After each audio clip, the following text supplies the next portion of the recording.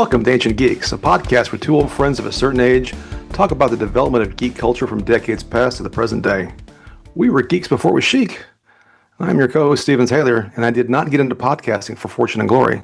I'm Tom Grant, and I never, ever want to see another movie with Kate Capshaw in it. Wow. Well, there you go. That's well, and we could just end it there. We can end the whole podcast. That could be done.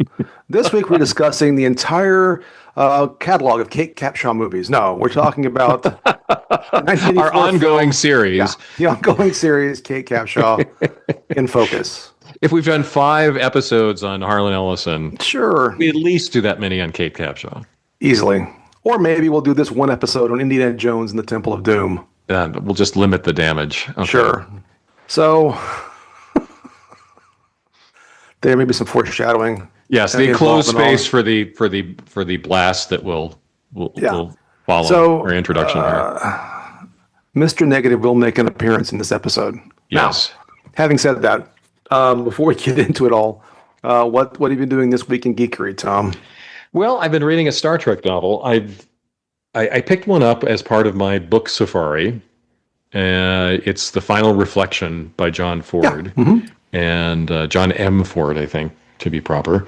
And it's really good. And I'm going to have a lot to say about it on the Substack blog. This might come out actually after, because of our recording schedule, after I publish the review. But it's pretty good. And it's an interesting...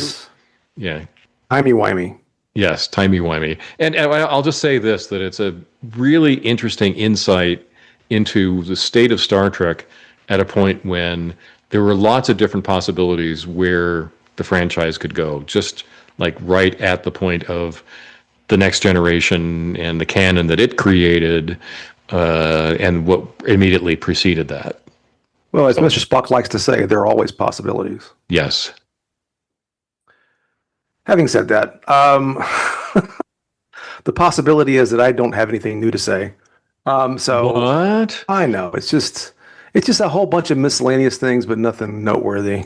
And rather than bore the audience by trying to pick out something random, I will just say I'm always on the hunt for geeky activities, but nothing worth reporting today. Anyway, because what we need to do is we need to reserve all the time we can so that Tom can ladle all the praise possible upon the movie that we were discussing today. Yes. So, yes, ladle the slop. You came up with that metaphor, so... He loves this movie. I do. So what soundtrack would you pick for this movie? Well, I first thought We Gotta Get Out of This Place by the Animals, but that was a too obvious choice as a foreshadowing of how I'm going to treat this movie. So I instead picked another obvious but lesser-known song, Disappointed by Public Image Limited. How do you really feel, Tom? Because if you want Rotten, you get Johnny Rotten for the job. I'm going to go totally anodyne and pick the end credits to Raiders March because that track that Williams wrote just deserves to be highlighted. And I didn't highlight it last week when we talked about the soundtrack. Mm-hmm. So how did you first encounter this film, Tom? Well, I saw it in the movie theater in Newport Beach. We all lined up because that's what you did for big name movies like this one with a lot of expectations behind them. And, I think we probably stood in line for at least an hour. It might have been 2 in advance of it. How about you? When did you see it? Yeah, I saw it, and I would have seen it in California. Probably in El Toro, maybe in Mission Viejo. I'm not sure which. I do not recall the theater. I did not stand in line, so I at least had that going for me. Did you see it on the first day? I don't think so. Okay, that's probably why you didn't stand in line. Yeah, of course not. Because it was like all the Star Trek movies, sure. Star Wars movies, Indiana Jones movies, lines. You stood in line. Now you wait till it shows up on streaming. Yeah, I don't remember if there was a line for Dune or Flash Gordon. I'm trying to think. The only movies. I mean, I told the story before. I mean, there were lines for Star Wars for months after. So yes. There were lines that I remember standing in line at Star Wars. I'm sure I stood in some lines for other things. Actually, in California, there was always a little bit of a line. Yeah. No matter what, because people. But I don't have any. I had no specific memories about seeing the film except seeing it. So, and this is an era too when movies were in the theaters for a long time. We forgot to say this last episode, but Raiders was in the theater for a year. yeah, it's a different environment now. Yeah. Because, like, I was thinking the other day. So I did, for this podcast, we both went to see Fantastic Four and Superman in the theater, and then I realized I don't know what the next time I'm going to want to go to the theater. I really am just happy to wait at this point. Yeah, I'm kind of interested in seeing the Odyssey in the theater. I can see that. It is Christopher Nolan and it is the Odyssey, and I'm interested in what take he has on it, and I'm trying to drown out all the negative anticipatory criticism. The racial significance of Helen of Troy? No, I don't want to, or having rap on the soundtrack. I don't care. There's rap on the soundtrack? Well, I can't. I mean, I can't see it now. Yeah. That's just, they didn't have rap in ancient Greece. What's going on? That's right. We'll record now an hour video about a movie that we haven't seen and isn't even in the theater yet, and how it's the worst thing ever. I don't know, man. Well, it's what one does. It's why we have relatively small viewership. We need to get more controversial than we would be. Yes, we do. Rocking the charts. Okay. So I'll do this episode with no pants on. Please but don't. Unfortunately, no one will know if that's a true statement or not. I can only see your upper torso in the feed here. All right. So Indiana Jones and the Temple of Doom. It's a sequel. We're excited. Temple of Doom. What was your reaction when you saw it? I don't know. I didn't. It was fine. I think that was my reaction at the time. It was fine. I know you had a more strong reaction than that. Yeah, I hated it. I remember coming out of the theater thinking, we stood in line for this. That's fair. And I also thought, and we'll talk about this at length, that was not Indiana Jones. Yeah, we're gonna have a discussion about that because I'm less convinced of that than you are. But it might have been the most disappointment I had in any sequel up to this point. Okay, and this is the source of your religion. It is this movie right here. It so traumatized me. This is so enraged me that all sequels must die. All sequels must die. All right. All right, let's do this. We didn't do it for the first one, but I want to do it for this one real quick. Because it really is just a real quick plot rundown before we talk about the pieces. Yes. I think one thing that strikes me about it is, even though it's a frenetic movie, like the first one to some degree, it feels more linear to me. I don't know if that's fair or not. It just feels like we're going from point A to point B to point C to point D to get the end. In a minecart? On a track? Kind of, on a track, yeah. So the movie starts in Shanghai, and there's this whole sort of James Bond-esque scene. By the way, the movie is a prequel, right? It takes place a year before Raiders, which I think has some significance. There's no Nazis in this movie, for one thing. He's in Asia. He's on some kind of which I think is part of what you're going to want to talk about. He's basically on a contract to find this artifact for this gangster, basically. Yeah. They try to renege on the deal, and there's a whole action scene. There's a gong. This is where we encounter, I know, your favorite character of all of cinema. Willie Scott is the lounge singer. And she's the Busby Berkeley number where the movie begins. Yeah. Which I'm normally up for.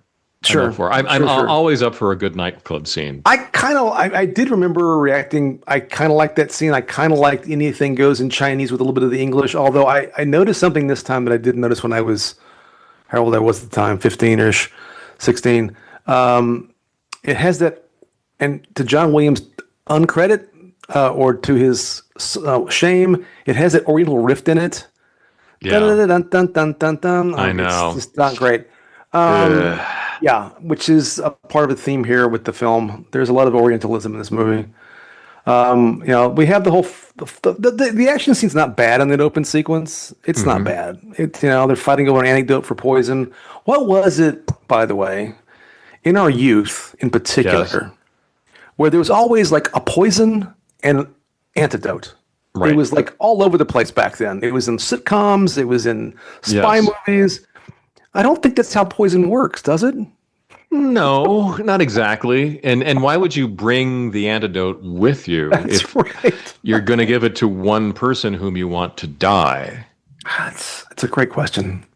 There's a lot of bad writing in this. I really agree with that. So a lot of things that don't make sense. And one of my rants will be I just gonna rip off one improbable, ridiculous thing after another at some point, undoubtedly. I'm not going to disagree with this. So then, but I'll spread it out if we're going to go through the movie scene by scene. We'll go through the movie scene by scene, and then we'll have plenty of time to rant. There'll be a spoiler alert, even though spoilers are against Tom's religion also. There'll be ranting. Yes, there will be ranting. Podcast. So we also encounter Short Round, his kid sidekick, for reasons, who helps him escape. Yeah. And then they get on this plane to leave, which, of course, we find out belongs to the gangster that he's escaping from. So he really hasn't escaped. And then for reasons, so here comes, I think I'm queuing up rant number 1. For reasons, they fly this plane almost entirely over the country of China before deciding that they're going to abandon ship, the pilots, and leave Andy to his death. Right. So question number 1, why do we wait till we're all the way across China? But on the heels of question number 1 is, why not just throw Indy out of the plane or shoot him or something? Right. Why ditch the whole plane? It makes no sense. It makes no sense. And so, like, okay, so this makes no sense. From a writing perspective, this is just dumb. It's dumb. But also, backing up a little bit, Indy's sidekick is not a capable woman like Marion from the first movie. No. Is not a colleague who's an archaeologist or whatever. It's a child. It's a child. Child endangerment is not fun. I mean, we've talked about this in another context before, but this also is a theme in Spielberg movies, which always bothered me about this particular period. Tons of child endangerment, tons of kids with adults who were ineffective in protecting them or who got them into situations where they shouldn't have been.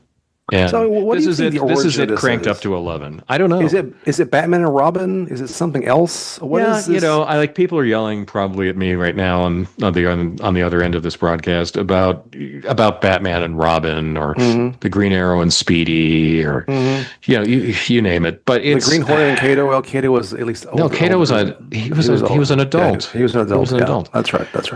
Yeah. I don't know. There was a lot of I mean, I don't know what it is in the pop culture. And Batman and Robin is the earliest version I can come up with, but I feel like there's got to be some other ones that I'm forgetting right now.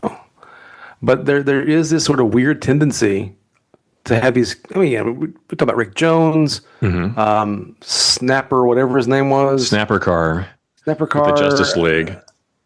All this stuff. I don't know what the deal was. Why? Well, at least that was point of view characters. Short Round is not really also the name Short Round. I know. Come on. Right. So like Robin, there's a very similar origin story with Short Round. Yeah, there is. There's a child in dire circumstances that someone adopts as his ward. Yeah. And in the case of Batman, over the years, they eventually got to grapple with that. Right? Yeah, they did. Not in the the 40s and 50s, but by the 70s, 80s, they were asking questions about, is this a good idea? And also there were the problems about Robin growing up, Dick Grayson, and another Robin dying because of all the times in which Batman put a child into harm's way. Here he's dragging this kid around the globe. Yeah, I don't know. It doesn't make any sense. And on all these very sketchy kinds of missions, like, is he getting an education?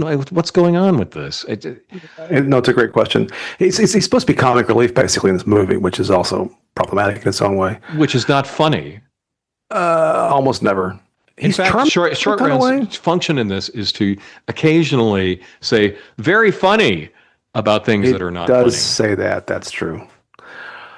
I found the actor kind of charming, but the character was problematic. Yeah. Anyway, the bad guys have this weird scheme, which is while everyone's asleep, we will dump all the fuel and bail out of the plane, so they will all fall to their deaths. Right. Okay. I guess Lao Che, whatever his name was, had lots of planes and didn't need this one anymore. I don't know. Right. And anyway, so then Indy comes with this amazing, weird scheme of dropping out of the plane in a inflatable raft. Why that's on the boat, on the plane, I don't know. And none of that makes any sense because there's no way that was going to work, right? They follow the plane, they inflate the raft, they slide down the mountain in the snow, eventually fall into a river and end up in some remote Indian village. Yeah, which is the over the top kind of action here in the movie that Raiders had the intelligence not to go over the line. They went up to the line a lot, like the fight on the truck. Yeah, that's right. You know, the fist fight with the flying wing turning around and the gasoline spreading across the ground and so forth.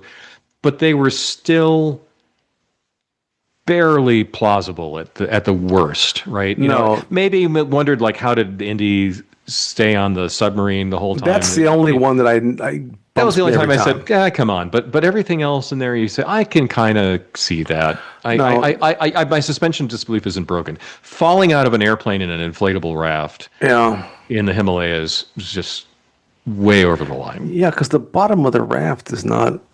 Anyway. But it just wasn't that exciting then, because you're looking at this and saying, well, it's the beginning of the movie. We know they're not in any real danger. Right. This is patently ridiculous sort of stunt. So other than enjoying the technical sophistication that went into doing the stunt by people who do these things for a living, there was nothing else to enjoy about it.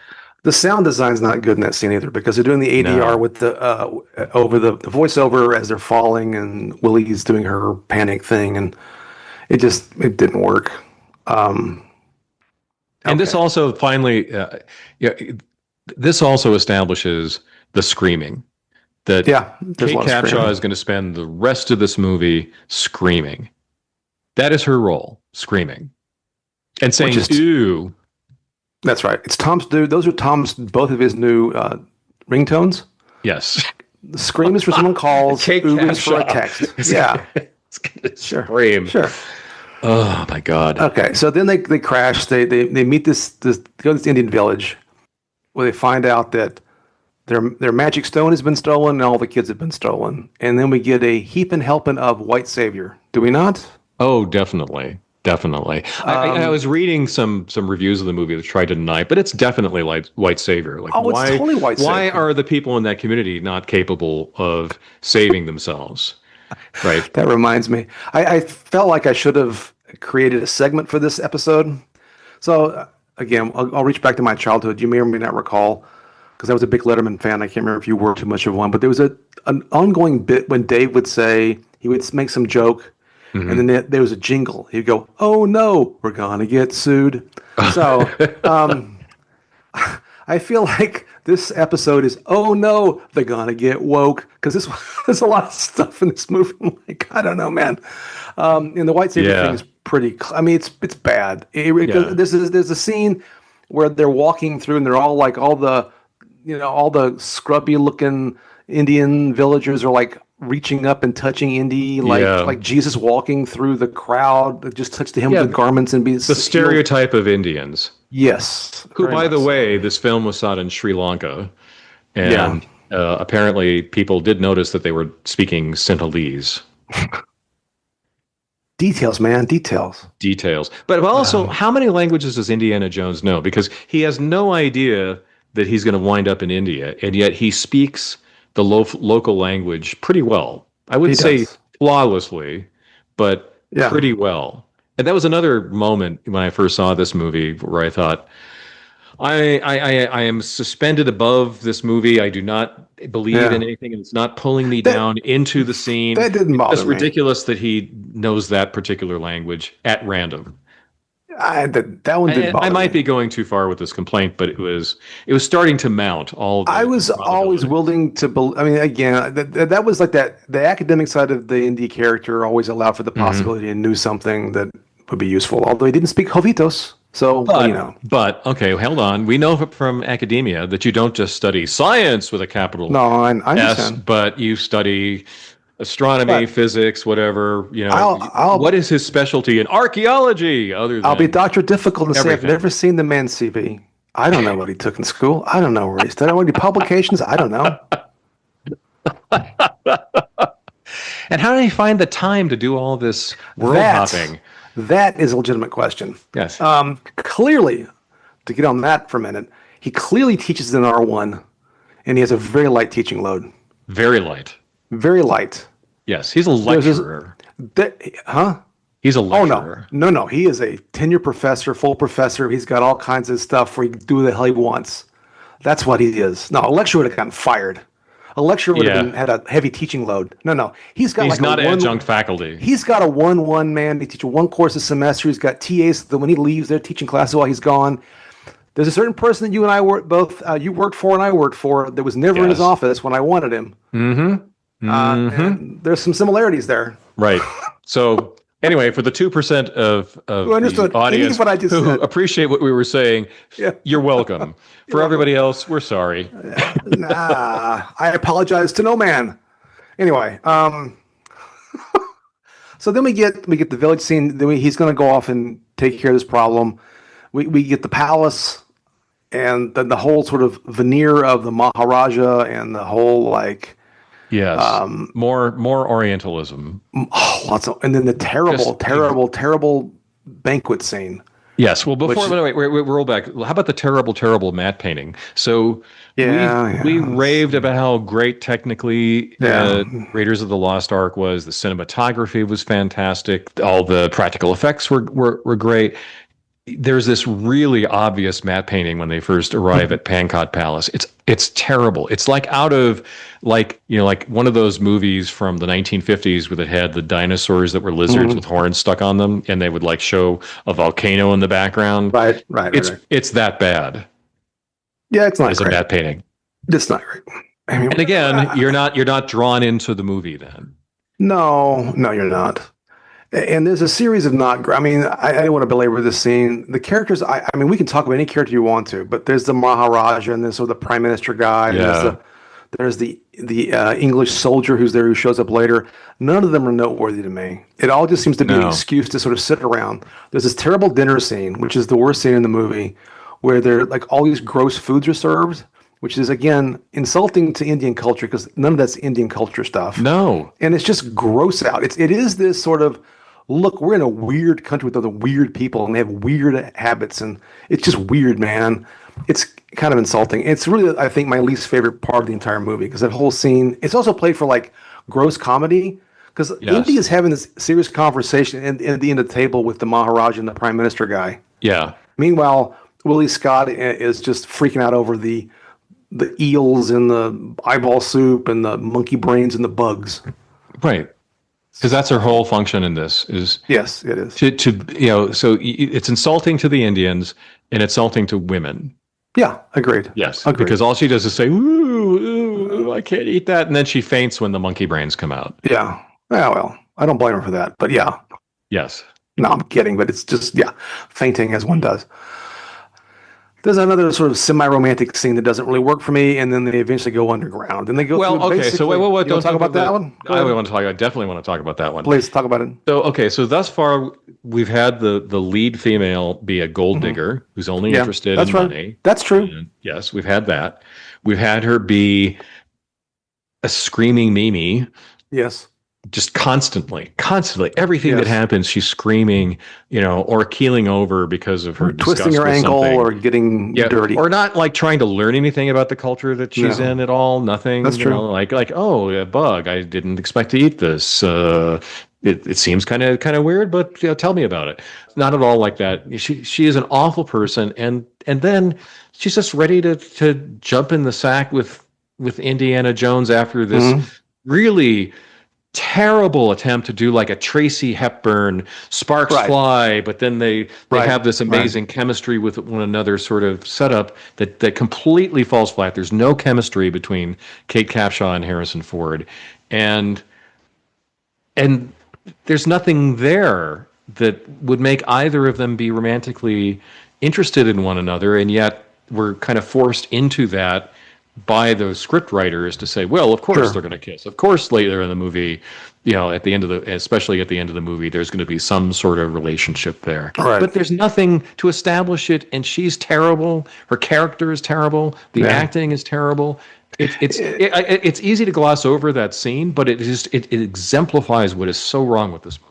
To me, it felt like, and I don't disagree with any what you just said. It's also played for comedy. It's not that funny. It's not funny. And it felt to me like a James Bond movie where there was an obligatory scene we're going to have Right. the romance. But Bond women weren't like that. Right. So if you're going to do a James Bond movie, don't do the terrible stereotypical, oh, the woman fell into the water and now she's wet and she's crying. You know, that was like I was watching Support Your Local Sheriff the other day. Mm-hmm. Yeah. Which I shut off at that scene because there was a version of that in there. Yeah. You know, like we're all like all the men are standing around. The little lady fell in the mud. You know, terrible. Yeah. No, I agree. This transitions into basically the puzzle box part of the movie, right? Yep. Where they have various adventures underground, and then eventually encounter they're trying to duplicate. So I won't. Again, I'm trying to gloss over certain things because we could talk about minutia. But you know, they realize there's a passageway into the underground temple part of the palace. Right. And we start to try to replicate some of the Raiders' magic, but doing a very poor job of it. Right, where they get they get the bugs, which is supposed to sort of mirror the snakes. Right. Then there's the whole trap they fall into, which becomes almost a slapstick routine with Willie Scott. And then they find the thuggy, I don't know what you would call it, cathedral. It's called, but the space. Yeah. And the whole pulling out of the heart, which if I remember two things in this movie, it was pulling out of the heart and the gross dinner scene. Yeah. Neither one of which really elevates the film, shall we say. It's not even about the gross out part. It just seems gratuitous and unnecessary. And also, that whole part makes no sense. Why can he reach into the guy's body, pull the heart out, and then the man's still alive, closes back up, and the man's still alive? What was he supposed to mean? It just didn't. I don't know. It was supposed to be somebody's idea of cool in a horrific way. Like, ooh, what if the villain could like take somebody's heart out, but they'd still be alive and they'd know they're going to die. Yeah. But it wasn't really that great. No, it didn't work for me at all. And why are they like putting him in lava? None of it made any sense. And there's lava under Pankot Palace. Yeah. There's lava. Yeah. Just to be clear, there's lava. Yeah, check Zillow before you buy the palace because there's a lot of pool underneath. Yeah, and this whole elaborate thing of the cage that they lowered down. None of it. It just all felt like you're right. I mean, part of it, in some ways, it relates back to the boat scene. It feels like the writers of this movie, right? Who you might want to go ahead and name check now, but I'll go ahead and say this much: had a vague sense of the corny adventure stuff in pulps and serials, and we're just kind of like playing with it, but with no good rhyme or reason, right? And also the whole thing with, again, the Orientalism, or just the whole xenophobia, whatever word you want to use, where these other places are just weird, alien kind of landscapes, and the people who live there are to be treated as something other than human in some ways, right? Right. They're people without any agency. I mean, so they're all that's right. Under the influence of the blood of Kali or whatever the heck the liquid was. So they're except the ones that weren't. Except the ones that weren't. And it was hard to tell who was and who wasn't. Because if the blood of, I thought this is a plot point that I was going to bring up. If the blood of Kali or whatever it was, the potion, could make everyone serve you, then why didn't they give it to everybody and the kids would never have rebelled? Right. I don't know. Why were there kids? So if you're going to kidnap people to work in a mine, why would you not choose? Because it sounds bad. Able-bodied men instead of children? Yeah, I agree. They're so wiry. I don't know. It's so wiry. Which you need when you're hacking rocks out with a pickaxe. Well, you got to dig in little small spaces. I don't know. It doesn't. None of the scheme really makes any sense. And somehow they're going to take over the world. I don't know. Fine. Yeah. Well, there's like this little bit of a nod towards opposition to British imperialism. But then we'll get to that part at the end. So I don't know. Did you find the writers of the play of the thing? Because you can. I Put them sure in, did. I you want sure to did. put I them didn't in put it in there. context. Put them in So context. Willard Hoyk and Gloria Katz, and Lucas also gets a writing credit. And I definitely want to drill into that because I think he had a big influence on this movie in the Okay. worst parts of this movie. So He does like his stereotypes. yes, he does. So the two writers I mentioned had also worked with Lucas on other movies. So American Graffiti, Hmm. right? Oscar-winning movie, was a phenomenon at the time. But they also did more American Graffiti, which was a total flop. Hmm. That was a sequel that everyone said we didn't need this and it should never have been done. And if you watch this movie, you'll see why. Radioland Murders was a later movie, which was kind of meh. Yeah, I'm But aware of it. I've never seen it. but the real standout is Howard the Duck. Stand it after a fashion. Yes. Yes. So if people don't know Mhm. what that is, so that was a comic book adaptation from a very tongue-in-cheek character that was Yeah. created to parody other things about comics by putting Right. him into a comic setting, occasionally with other characters from the Marvel universe, since it was a Marvel character. He makes a cameo at the end of one of the later MCU movies. Hmm. It's an awful movie. It is unfunny. It is cringy about like human duck sex in one part. And Yes. it's terrible. It's one of those movies where you just have to ask, how did this happen? Like, why Yeah. did nobody put the brakes on this? Because at Like, that point, George Lucas was George Lucas. That's why. was George Lucas. He was going to make a Howard the Duck movie, come hell or high water. I mean, Howard the Duck was a big deal at the time. I mean, people really loved Howard the Duck in the comics, but anyone looking at this script should have realized this is terrible, including the script writers themselves. But this is the team whom Lucas wanted to write this movie. And the movie is just, as we said, one implausibility after another, one really forced scene after another, one really cringy thing after another. It's not a surprise. I mean, there's a definite connection there. And this is the team whom Lucas wanted to write this movie. Right. Period. Right. This is before Howard the Duck, though, but yes. Yeah. And before we leave it, since you mentioned, Lucas loves the stereotypes, I might have been one of the very few people who sat through The Phantom Menace and said, I find this movie really offensive because what he's clearly doing here is he's resurrecting particular stereotypes. He's making them into aliens.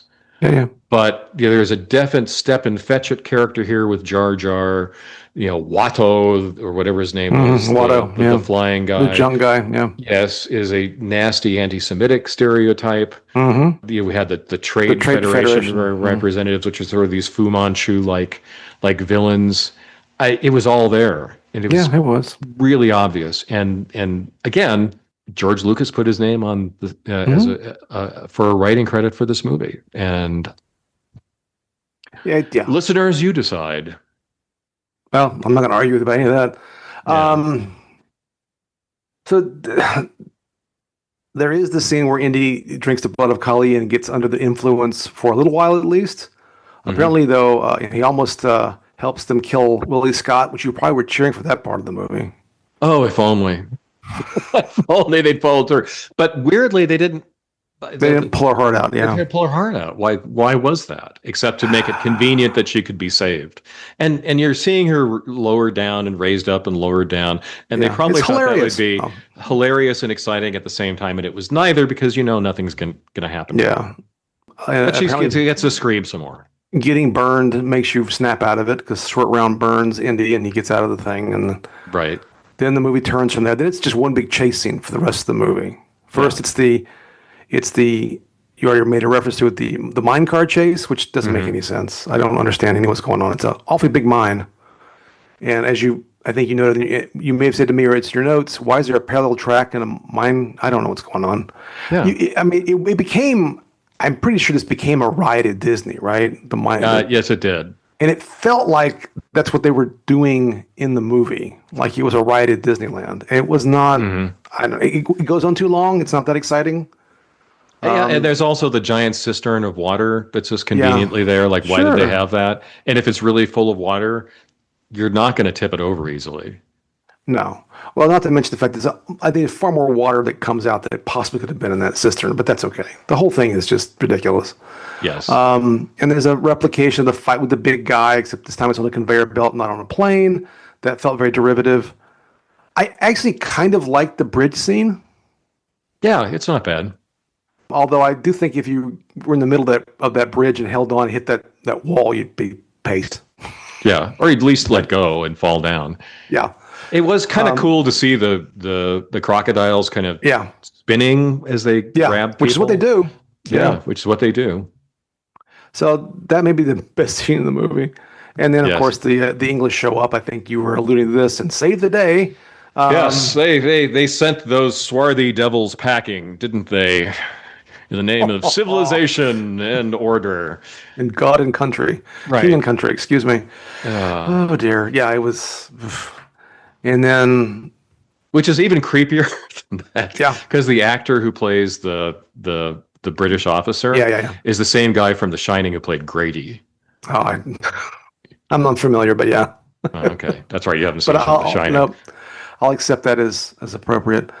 And somehow Indy saves the one stone they need that solves all the problems. Mm-hmm. And then the elephant splays them at the end. Very funny. Hilarious. All right. So what's the overall grade you give this movie? I gave it a D+. I hate this movie. I gave it a C. I don't hate it. I make it a C-. Here's a question before we even go any further. It's an overall question. Mm-hmm. And maybe because although maybe I'm getting too ahead of ourselves, we do need to talk about the Indiana Jones character in this movie. Yes. If this was just an adventure movie, if it was, Joe Blow in the Temple of Doom, would you have hated it as much, do you think? That's an excellent question. I think certainly my disappointment does tinge my judgment to a small degree, but I'm not sure it's very much. If you'd waited in line 10 minutes. If I'd waited in line so if this were on TV, as one did, and you happened to cross it, I still would have hated it. Okay. I don't know. There's a certain level of toxicity, I think, in my opinion here, that is based in the disappointment, but I still would have hated it for all the reasons we talked about. I mean, to be clear, giving it a C or a C-, I don't think it's a very good movie. Part of why I don't go in the D range is I don't think it fails as a movie. I just don't think it's very good. I can see as a basic adventure movie, it's aight, in my opinion. Yeah. Although there are certain elements of it that take it downward. I think it's worth pointing out right now that Roger Ebert loved this movie, which I was surprised by how much he really loved. He put it equal to the first one, which I find remarkable. Even the subsequent review by another reviewer on his site liked the movie. Talk about disappointing. But I mean, what was going on that day, Roger? I guess I'm not gonna take up Roger's case because I don't. But I guess again, I don't find it a failure. I just don't find it to be very good. So what's your grade on the script? I gave it a D. I gave it a C-. Yeah, it's a terrible script, and for all the reasons we talked about, even the dialogue is bad. It's not great, no. Yeah, and I don't know why Lucas kept using these people. I mean, again, as I alluded to last episode, and I've alluded to, I think, over time, Lucas, who I really have to remind myself deserves a lot of credit for a lot of things, including helping create this character, certainly for Star Wars. But Lucas has some weird blind spots. Maybe the stereotype stuff is one of them, but he's not really great about the writing part of all of this. Oh, no. And I think that's sort of part of his legacy and why I can't think of, I must be forgetting, maybe I'm forgetting, maybe I'm not. It's not a movie he's made after the original trilogy that I'm like, oh my God, that's a great movie. I just don't. Right. Am I forgetting something? I don't think I am. Well, he doesn't have an ear for dialogue, that's for sure. I mean, that's what all the actors complained about in Star Wars. The biggest problem with the prequels was that, oh my God, the dialogue was awful. Sand. Yeah. Again, like you have a room full of people, you're listening to George Lucas kind of run through the script and you're not saying anything. This is where fame and clout can undo you. Absolutely. Okay, so what about the cinematography and direction? I've kind of put those two together, but we could break them out or So whatever. I gave it a B. I think the cinematography was okay. There was a lot of scenes that really did look like they were inside a set. Yeah, You they know, did. and there are moments in Raiders like this, but there's a lot Yeah. in this movie that just it all looks fake and soundstage like. I gave it kind of a B minus. I certainly part is influenced by watching the first movie and also knowing Spielberg's skill set. Mhm. This movie doesn't feel as Spielbergian as many movies do. I don't No. know. The Goonies feels more Spielbergian than this. He's not technically the director, or as does Poltergeist. Anyway, but Yeah, what makes me wonder, and I'm not trying to save Spielberg here right, from kind of having committed a grave mistake with this movie, but there's again with the script and so forth, there are these yeah, Lucas-esque touches yeah. that I wonder, like, did he actually direct some of this, or did he It's- did he have a role in the editing that he didn't have in Raiders? I don't know. It just seems more Lucasy Right, than the that's than the fair. previous movie. So, what grade would you give Indy Harrison Ford? What grade would you give Harrison Ford? He's still highly watchable. He does his Uh-huh. best with this. I gave him an A minus. I did too. Yeah. Yeah. Here's a fun one. What did you give Kate Capshaw? I gave her a D minus. I think that's a gentlewoman's D minus. I only gave her a C minus, but maybe D plus works. And again, she has no chemistry with Harrison That Ford. is true. She spends all her time screaming, and of course that's the part. But Right. I don't know. I'm As an trying to actress, think. would you might have pushed back and asked for a little bit more? And what's weird is also the costuming for her was off. So No, it was. she's I in agree. she's in this nightclub singer in Yeah, the sequin Shanghai thing. sequin thing that comes off.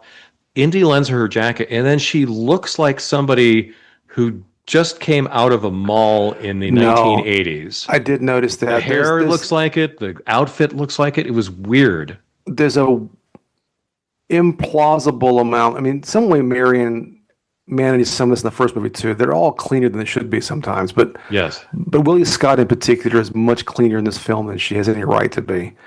I'm But looking with at the jacket, I mean, it looked like the sort of shoulder pads, yeah. intensive outfits of that era, and she just didn't look like she was in the 1930s anymore. No, I agree. I'm looking at Kate Capshaw's IMDb page, and I realized that the only movie that I think I saw her in besides this one was Space Camp, and I could not for the life of me remember her performance in that movie or any much from that movie, to be honest. She's a terrible actress. I yeah, I don't. I mean, even the ones I know by reputation. I mean, I remember Black Rain, I don't Dreamscape. remember her in it. Black Rain was okay as a movie. I haven't seen That it. I was just also remember there's some cringy Orientalism in that movie too. But yeah, all these other movies. No, let's see, Four Tales of Two Cities, The what about Two Tales of Alarmist. Four Cities? All right, Anyway, enough Kate yes, Capshaw. let's not dwell on Kate Capshaw How anymore. about Ke Huy Quan? I mean, he was a good child actor. Yeah, He was gave him really an good. A, actually. Yeah, I gave him a B plus. I'll give him an A minus. There I were mean, a A few minus works. scenes. I think the very funny lines were, when he kept repeating that, it didn't Yeah. always work. But No. overall, he was pretty Well, I good. thought the shortcomings on no pun intended at all. Yeah. The problems with the character were not the actor's fault. It was either the script's fault or the very existence of the character in this context. I thought he was charming as a kid actor. Yes, he and was. Didn't feel like he was acting the way some kid actors feel. So again, maybe I'm feeling generous. How about Amrish Puri as Mola Ram? The villain. Yeah, the big And bad. I give him a B for bland. I mean, see, he did a That's fair. yeoman-like job of Yeah. being the heavy in this movie, but nothing exceptional about the performance. I mean, really, I'll ask the question here. I mean, it's down my list, but I'll ask it now. What was, especially as opposed to the first movie, but well, independent of the first movie and maybe in comparison as well, what was your view of the quality of the villains in this movie? Terrible. Yeah, I agree. They were faceless. They just They were had faces, they were Tom. Let's be fair. uninteresting. They had faces. But other than magic tricks that Mola Ram had, what would have made them interesting at all? Nothing. Like you It compare was- that to Belloc. I know, yeah. Again, No, the guy it's- who's fallen out of the light as an archaeologist. He's Yeah. this sort of Vichy opportunist. He's Dr. Doom. Clinging. It's Dr. Doom. That's right. But here, it's just they're just sort of there, and it's like Yeah. when villains in any of the media that we consume, movies, TV shows, comics, books, where they just say, "Yes, we're evil." That's right. Yeah, No, we're just evil. We do bad things. What more explanation do you need? That's about the level of villain we have here. no, I agree. It feels like trying to think. We were watching something that made me think the same thing. It just feels like I said this about the mutants in Beneath the Planet of the Apes. Yeah.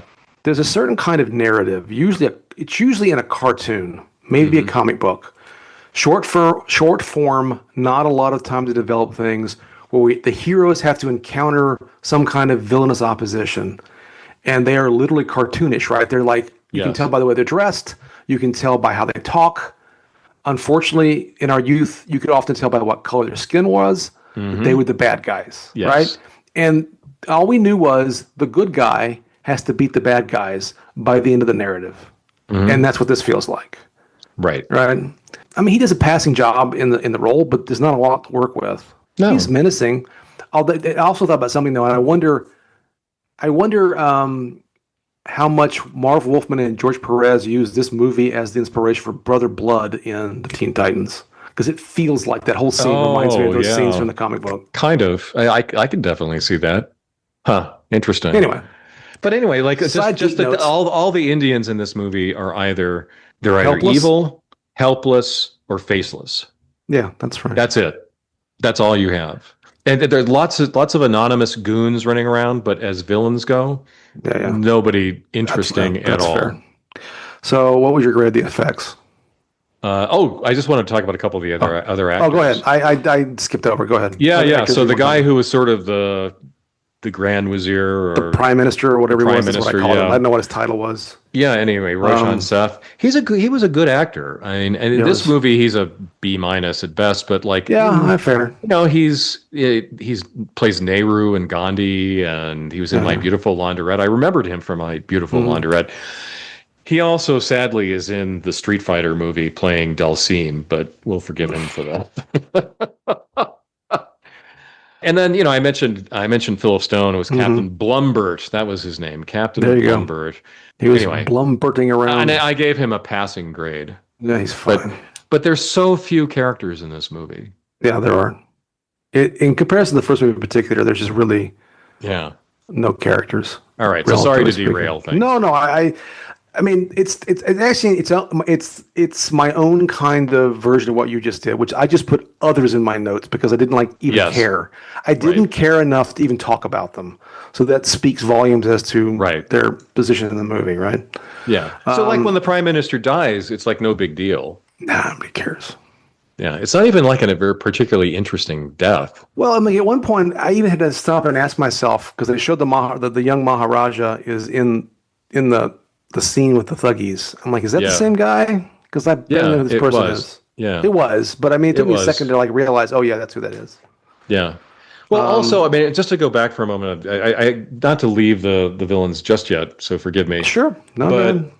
again, they had like a mention of something which would have been interesting as a motivation for the villains, which would have been, trying to get the British out, Right, but doing it in a horrible way, right? right. If they had done that instead of immediately pivoting to, and then we will rule the world, they might have actually made the characters more interesting. Like there could have been something about the prime minister. Forgive me for forgetting what his actual job description was, but I don't think I ever gave him one. His Chatar Lal was his name. yes. I But don't- anyway, like, okay, I know that the Thuggee cultists are terrible, but I think I can use them. But then he gets, completely Yeah. chewed up by them at some point in the movie. That could have all been good.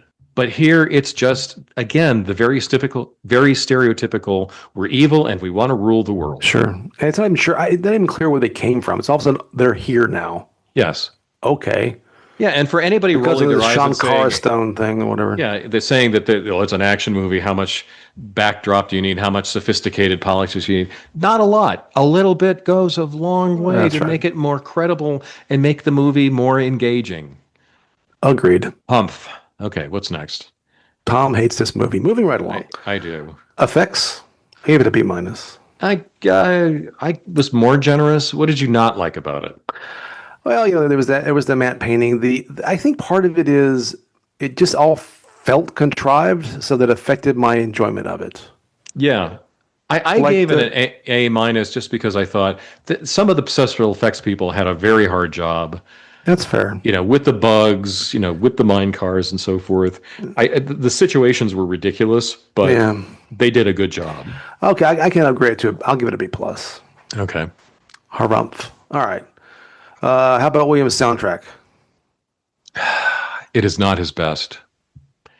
It's a hard one. I gave it maybe a B at best. I give it a There's B nothing. plus. There's nothing distinctive. It's not like with Empire. You had a sequel Right. to a movie with just a fantastic score, and then he built on that. You got the Imperial March, Right. for example. You got the asteroid chase scene, and I didn't really detect anything like that here. No, the closest, and I mean, I don't think it's his best by any stretch. It's well down the list. It's still, I think, still quite good, both technically good, and I think it does add to the movie. So I suspect your distaste for the movie makes it even sound worse. Well, no, I mean, The Mola Ram song. There's a I don't know what it's called. I don't have the thing in front of me. There's the the Mola Ram choral, love theme. Is that what you're talking about? Yeah, the Mola Ram love theme. There's a chorus version of during some of the evil ceremonies that I think is actually pretty effective. It's something that's stuck with me for a long time. So that got in my head a little bit. That's okay. I'll agree with that. But here's what I would say as a test. After having seen The Empire Strikes Back, Yeah. if someone had played a selection of music Right. from it, like the Imperial March or the Right. asteroid scene, I would say, Right. oh, that was, even if it had been weeks Sure. later, I would say, oh, that was from The Empire Strikes Back. If you play practically any music from here that's not the recognizable ring, Right. right?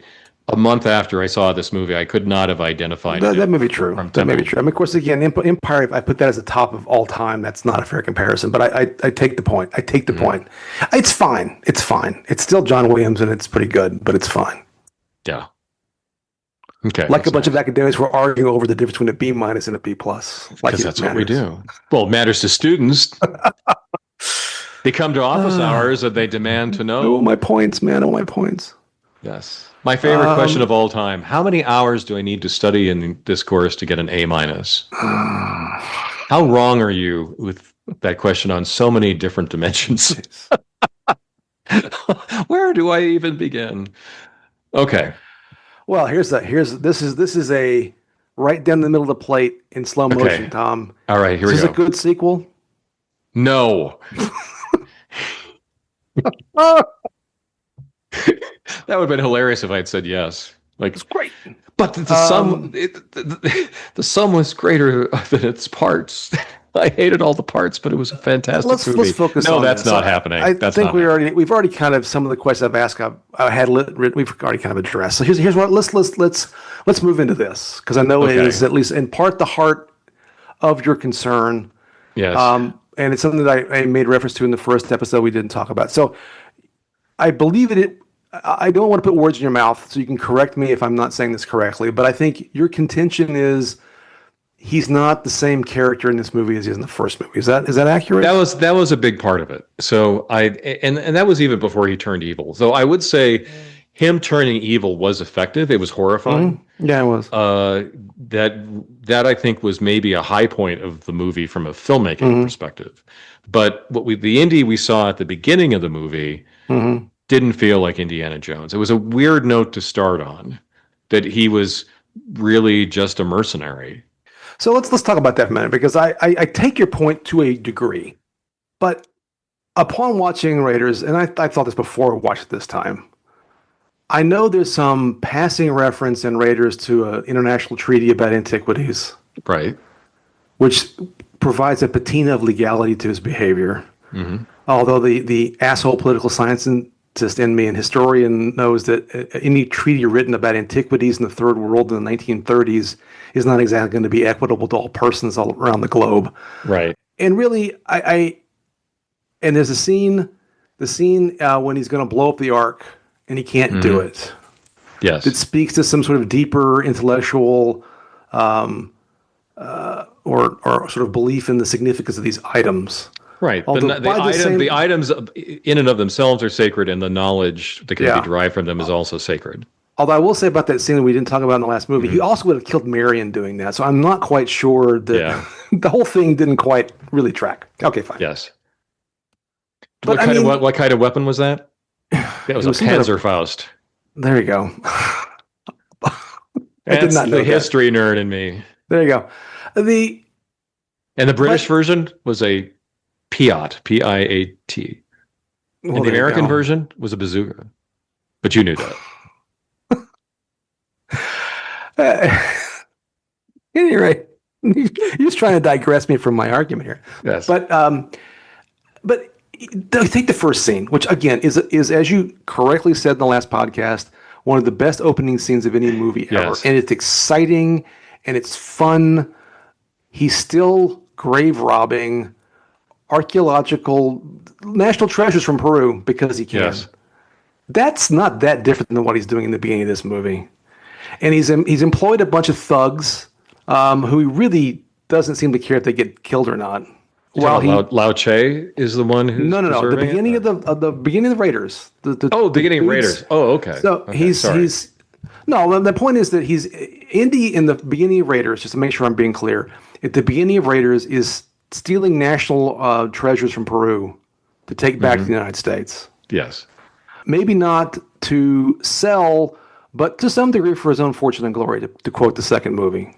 Right. Well, I always took it as sort of a Lord Elgin sort of attitude towards antiquities. It's that it would be better to take the Elgin marbles away from the Parthenon and put them in a British museum, and they would be better cared for there than.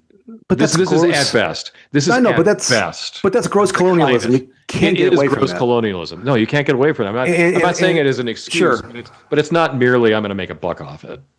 No, I realize I guess for me, I agree it's different, but it's only to me it's a matter of degree, not of type. If I'm using the terms correctly. I don't think I think it's the same category of behavior. Because again, maybe I'm allowing my we'll get back to that like inside baseball academia, but presumably part of what he's doing there for his own sort of because the most important currency in academia is reputation. Yes. Right. It's what gets you good jobs. It's what gets you grants. It's what gets you various things. The good teaching schedule, the whole thing. So he's taken these things to put them in a museum. Yeah, I agree with you. And also, it is commensurate with a 1930s mentality. I accept all that. But there's no doubt that what we're seeing on display in the first movie, including even the stuff in Egypt, is the European powers. Using their might and authority over the brown people. It's just inherent to the whole thing. It's inherent to the pulps and some of the cereals too, right? The whole. Oh yeah. And so he's not working with the local Peruvian government and archaeologists, and he's not going to get it put in a Peruvian museum, right? And so I guess I therefore do not find the scene at the beginning to be as offensive as I guess you do, which is fair. I'm not really trying to argue out of your position. I'm just trying to say, for me, there are parts of the first movie that do make me go, it's not as the fact that he's otherwise heroic, the fact that he's fighting Nazis, the fact that at least at times he makes some observance to knowledge beyond just the adventure, and the fact just a better movie and a better story makes me ignore some of that stuff in the first movie. And the fact that the second movie has a lousy script and a screaming Mimi sidekick and a bunch of other problems that amplifies. I just don't know this is different as you. I don't think they're two different characters the way you do. I think it's the context that kind of draws out. This is just my view. That draws out either. I think the negative aspects of Indiana Jones gets diluted by the greatness of the first movie, and it rises to the surface in the second movie because the rest of it is just so awful. That's my view, but. Yeah, I just find the sort of quiet American sort of arrogance of what he's doing in the first movie qualitatively different from here's an artifact, give me a diamond. Anyway, neither are in hindsight are necessarily terribly heroic, but one I feel a little worse about than the other. but maybe he's going to spend the diamond on scholarships. Yeah. I don't know. I mean, I take the basic point. The Lao Che chair Yes, exactly. In Chinese studies. Anyway. Well, at least he was leaving the artifact in China. At least. I know. Yeah. Yeah. But it's just, I don't know. There are parts of Indiana Jones, as much as I love the first movie, and, spoilers, we're going to do the third movie next. And I love the third movie. Yeah, me too. But there are parts of his character that, like, it almost would be better for me to deal with some of this moral ambiguity if he wasn't supposed to be an academic. If he was just an adventurer, it almost would make more sense. He had to fund his operation, or he was doing this, or I don't know. There's something about his academic side which both gives him a certain gravitas and significance, but also like, what are you doing, man? Mm-hmm. Like, what are you doing? And why I can't remember if we said it on mic or not, but I'll repeat just in case. You pointed out that some friend of yours who was an archaeologist thought it was gross. I had faculty that I worked with that also thought it was gross. So it's a weird kind of combo. And again, I know I'm overanalyzing a movie, but that's what we're here for. Come for the stupid jokes, stay for the overanalysis. There we go. And the occasional foray into the weird ways academia works. But anyway, it's anyway. But he's an academic. It's not too weird. It's not too weird. Yeah. Okay. So I understand your position. I'm not trying to argue out of it. I think I share it, but I layer it back onto the other movie to a degree. Okay. Can I since I really hate this movie, can I talk about my relative degrees of hatred of this movie vis-a-vis others? Yeah, we're going to get to that. So now it's time. We're done with my soliloquy on Indiana Jones's lack of a CV and whether he's on the tenure track or not. Although he's got to be a full professor the way he behaves. It's got to be. Probably an endowed chair. It's just he's the worst or the best. It all depends on your point of view. Regardless, right. What you got for me? Okay, so I tried to imagine things I would rather do than watch this movie again. Right. So would I rather watch this or another Star Lost episode? I guess I'd rather watch this. I'd rather watch this. There's the only upside of the Star Lost episode is it's shorter. But I don't feel it would feel longer. Right. But it's shorter. Yes, the Star Lost makes me feel like my soul is leaving my body. Right. And at least I have a firm grip on my soul while I'm watching Temple of Doom. The thing about Temple of Doom is it agitates you. It's almost like a stimulant. It is. I know I'm alive.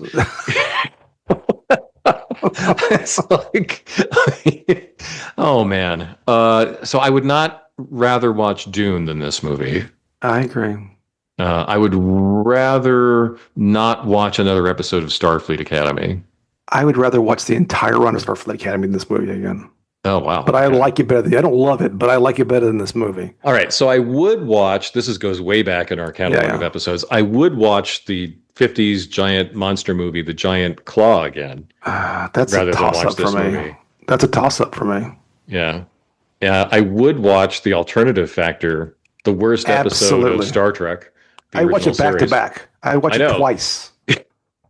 Yeah, that much is certain. Yeah, and in fact, I saw part of it. I thought about you. We were on vacation a couple of weeks ago in California, and I was just It was on Pluto TV, and I was watching. Yeah. And I only watched part of it. And the end is just, what of Lazarus? What of Lazarus? I know that sort of pompous last line. Oh God, that's terrible. And also I was struck by why didn't they just kill the negative one? Why didn't they just kill him? I don't know. Anyway, well, that's just it. I mean, as bad as this movie is, there are no Mystery Science Theater moments in it. No, just you can't laugh at its badness. And then I actually perversely would probably watch Flash Gordon again over this movie. Yeah, probably.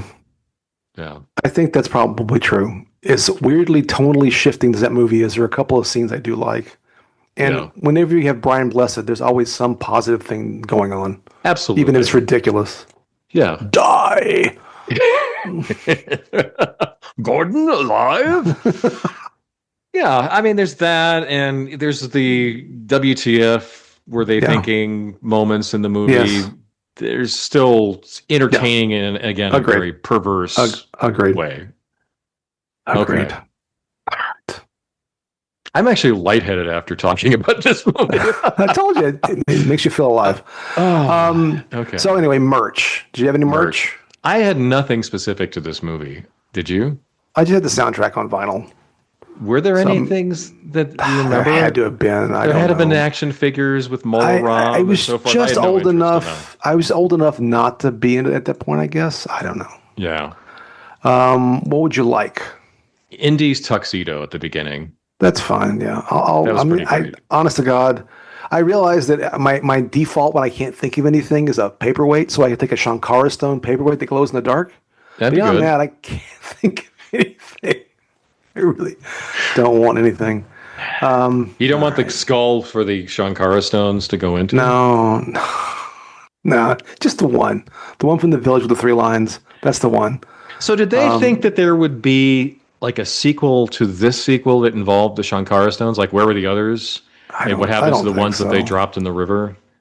I don't think so. Like, I didn't even know why they had the whole discussion that there were 5 stones and they only had captured 3. Was that only just to say they're not ready to conquer the world yet? I don't know. It's a bad script. What can you say? 5 stones for the... I can't think of a rhyme.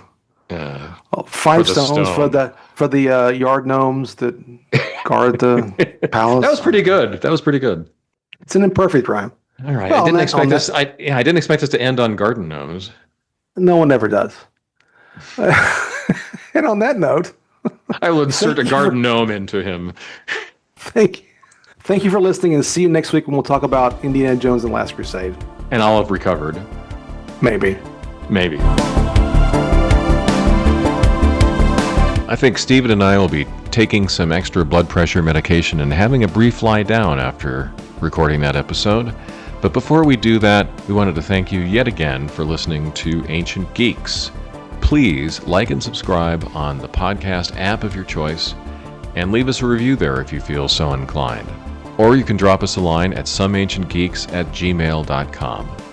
Look for us also on our Substack, someancientgeeks@substack.com, where we post daily on topics that we don't necessarily cover here on the podcast. And you'll also find us on Blue Sky, Facebook, and other social media outlets. All content is copyright 2026 Tom Grant and Stephen Taylor. Music by Reversed Image, who you can find on Pixabay. See you next time.